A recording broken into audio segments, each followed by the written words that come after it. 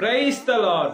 యేసు క్రీస్తు వారి పరిశుద్ధమైన నామంలో మీ అందరికీ వందనాలు, శుభాలు తెలియపరుస్తూ ఉన్నానండి.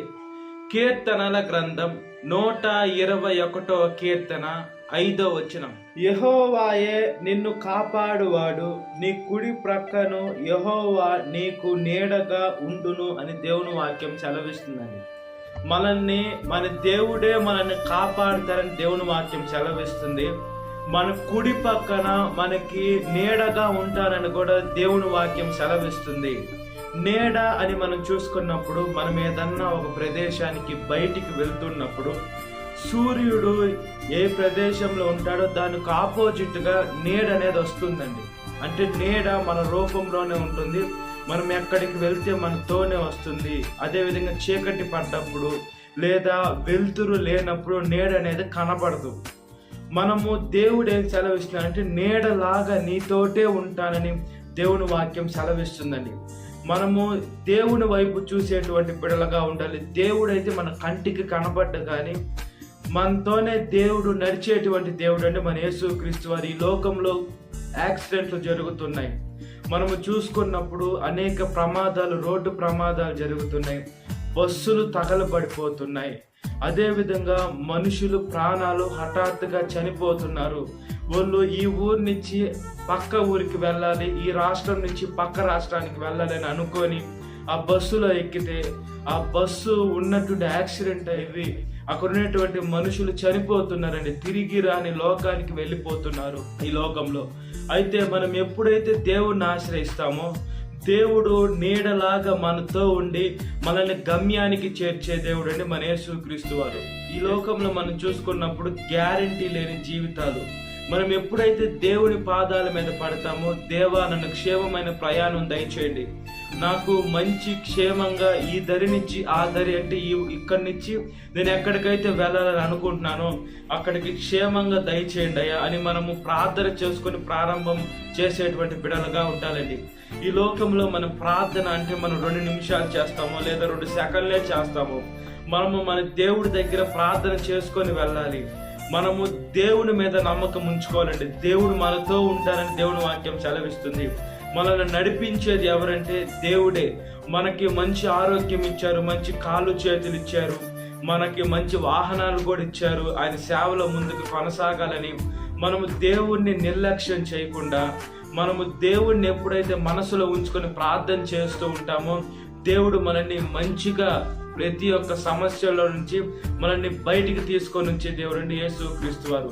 కొన్నిసార్లు ప్రార్థన చేసుకొని వెళ్ళినా కూడా కొన్ని సమస్యలు కలిగినప్పుడు మన ప్రాణానికి ఎటువంటి ప్రమాదం ఉండదు. చిన్న చిన్న ప్రమాదాలు కానించి కూడా దేవుడు పెద్ద ప్రమాదం కానించి కూడా మనం చిన్న చిన్న ప్రమాదాలకు గురి చేసి కూడా మనం తప్పించేటువంటి దేవుడు అండి యేసు క్రీస్తు వారు. మనము దేవుని మీద దృష్టి పెట్టుకునేటువంటి బిడలుగా ఉండాలి, మనుషుల మీద కాదు.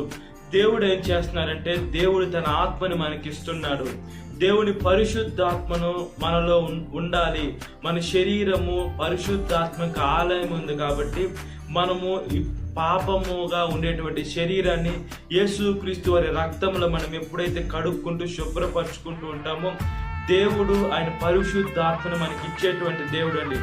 ఈ లోకంలో మనము ఎక్కడికి వెళ్ళినా, ఏ ప్రదేశానికి వెళ్ళినా కూడా మనము భయపడేటువంటి బిడలుగా ఉండాలి, ఆందోళన చెందేటువంటి బిడలుగా ఉంటాం. ఏమంటే మనకు చాలా సమస్యలు వస్తాయి, మనకు చాలా బాధలు వస్తాయి, చాలా ఇబ్బందులు వస్తాయి, మన తోడు ఎవరు ఉండరు. మనము మనుషుల తోడు కోరుకుంటే వ్యర్థం అండి. మనం దేవుని తోడు కోరుకునేటువంటి బిడలుగా ఉండాలి. దేవుడైతే ఏ బిడ్డని వదిలేసి వెళ్ళిపోయేటువంటి దేవుడు కాదు. ప్రతి ఒక్క బిడ్డని ఆయన గుండెకి హత్తుకునేటువంటి దేవుడు.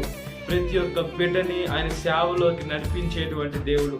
ప్రతి ఒక్క బిడ్డకి దేవుని ఆత్మనిచ్చి ఆయన సేవలోకి ముందుకు తీసుకొని వెళ్ళాలని యేసయ్య ఎంతగానో ప్రేమిస్తున్నాడు, ఎంతగానో చూస్తున్నాడండి. కాబట్టి మనం దేవుని వైపే చూసేటువంటి బిడ్డలుగా ఉండాలి. మనకు ఒకే ఒక గురి ఉండాలి. ఏమి గురి ఉండాలంటే, మనం పరలోక రాజ్యానికి వెళ్ళాలి. మనము వెళ్ళేది కాకుండా అనేక మందిని కూడా తీసుకొని వెళ్ళాలంటే ఏం చేయాలి? మనకి దేవుడి యొక్క తోడు అవసరం. దేవుడు మనతో నీడలాగా ఉంటానన్నాడు. దేవుడు మనతో ఉండాలా, మనతో నీడలాగా ఉండాలంటే మనం ఎలా ఉండాలి? ఇవన్నీ మనము దేవుని వాక్యానుసారంగా మనం ధ్యానిస్తుంటే దేవుడు మనతో మాట్లాడేటువంటి దేవుడు అండి.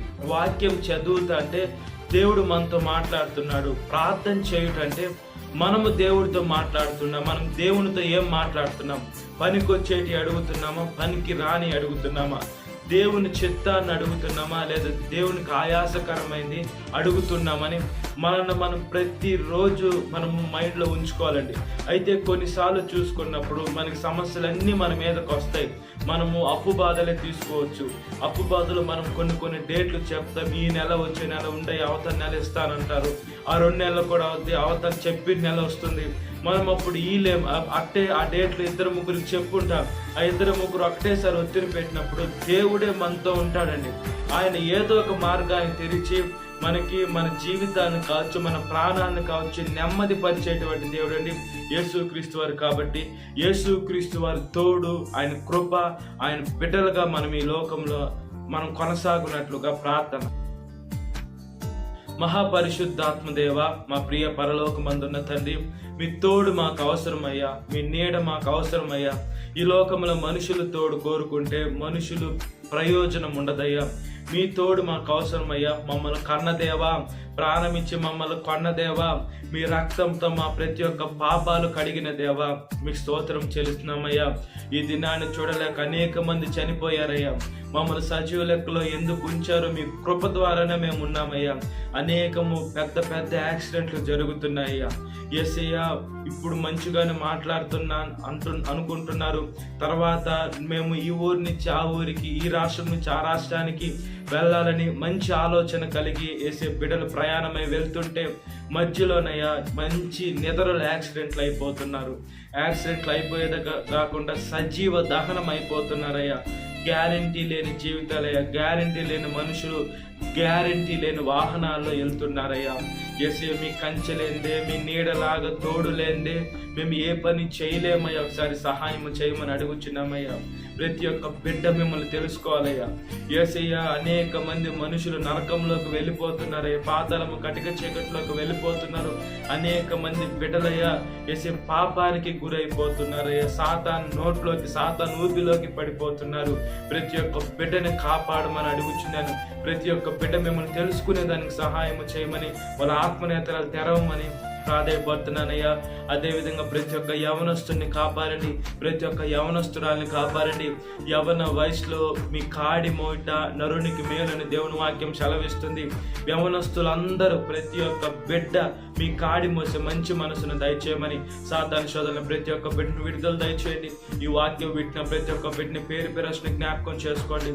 ఈ దినకాలపు దీవితో నింపమని నజరేయుడైన యేసుక్రీస్తు వారి పరిశుద్ధమైన నామములో మిక్కిలి వినయం తరుచున్నాను నా పరలోకమందున్న తండ్రి. ఆమేన్. Praise the Lord. God bless you. Have a great day.